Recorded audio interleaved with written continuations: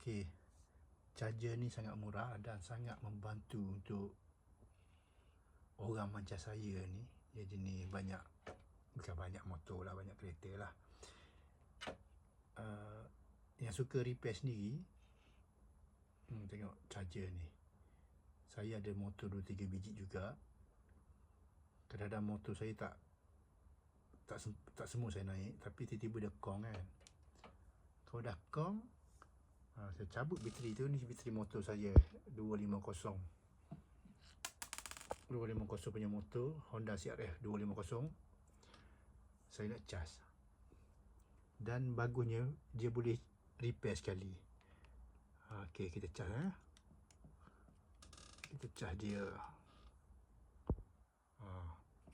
Positif, masih positif, negatif lah. Positif merah, positif merah. Okey, ni dah on dah sebab kita dah join. Lepas tu kita on plug. Sini kena on lah, kena on. Tapi make sure kat sini, nampak tak? Ni big bateri besar ataupun bateri kecil. So kalau bateri kecil, letak benda di sebelah dia. Nampak tak? Tak sebelah, tolak sebelah. Sebab ni bateri kecil, bateri motor.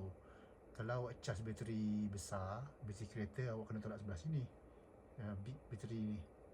So sekarang ni dia macam gini, dia klip-klip ni, dia mode repair. Dia mode repair, nampak tak?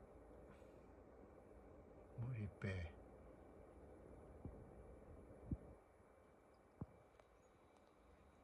Sangat bagus. Nanti dia full, nanti dia tak bergerak lah benda ni. Apabila dia dah full, ni dah 16 dah.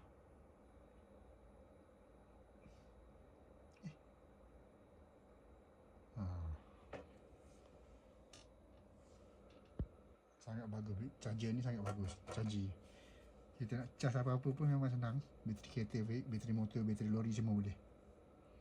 Terima kasih. Kalau berminat boleh tekan beg kuning. Dia ringan dan sangat senang lah kita nak cas. Setiap rumah kena ada satu ni.